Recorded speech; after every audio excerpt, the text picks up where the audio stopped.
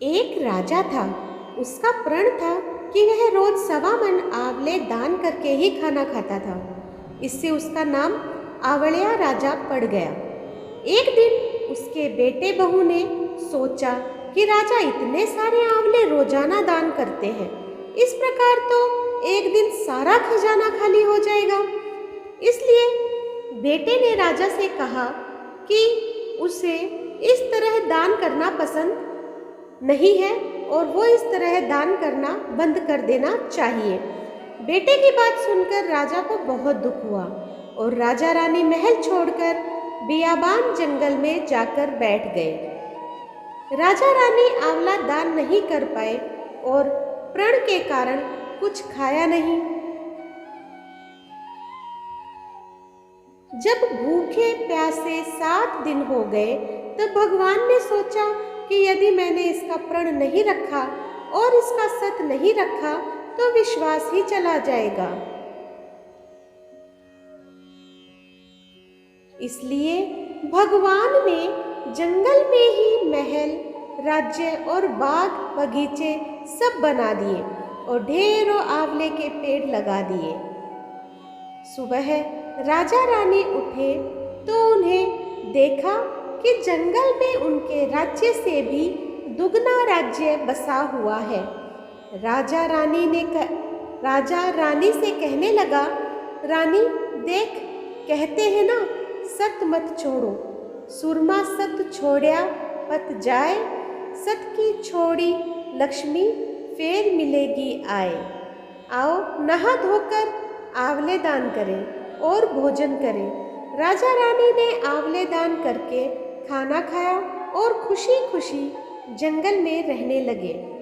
उधर आंवला देवता का अपमान करने व अपने माता पिता से बुरा व्यवहार करने के कारण बहू बेटे के बुरे दिन आ गए। राज्य दुश्मनों ने छीन लिया, दाने दाने को मोहताज हो गए और काम ढूंढते हुए अपने पिताजी के राज्य में आ पहुँचे। उनके हालात इतने बिगड़े हुए थे कि पिता ने उन्हें बिना पहचाने हुए काम पर रख लिया। बेटे बहू सोच भी नहीं सकते थे कि उनके माता पिता इतने बड़े राज्य के मालिक भी हो सकते हैं, सो उन्होंने भी अपने माता पिता को नहीं पहचाना। एक दिन बहू ने सास के बाल गूंथते समय उनकी पीठ पर मस्सा देखा। उसे यह सोचकर रोना आने लगा कि ऐसा मस्सा मेरी सास के भी था। हमने ये सोचकर उन्हें आंवले दान करने से रोका था कि हमारा धन नष्ट हो जाएगा। आज वे लोग न जाने कहाँ होंगे। यह सोचकर बहू को रोना आने लगा और आंसू टपक टपक कर सास की पीठ पर गिरने लगे। रानी ने तुरंत पलटकर देखा और पूछा कि तू क्यों रो रही है? तो उसने बताया, आपकी पीठ पर जैसा मस्सा है वैसा ही मेरी सास की पीठ पर भी था। हमने उन्हें आंवले दान करने से मना कर दिया था, इसलिए वे घर छोड़कर कहीं चले गए। तब रानी ने उन्हें पहचान लिया, सारा हाल पूछा और अपना हाल बताया। अपने बेटे बहू को समझाया कि दान करने से धन कम नहीं होता बल्कि बढ़ता है। बेटे बहू भी अब सुख से राजा रानी के साथ रहने लगे।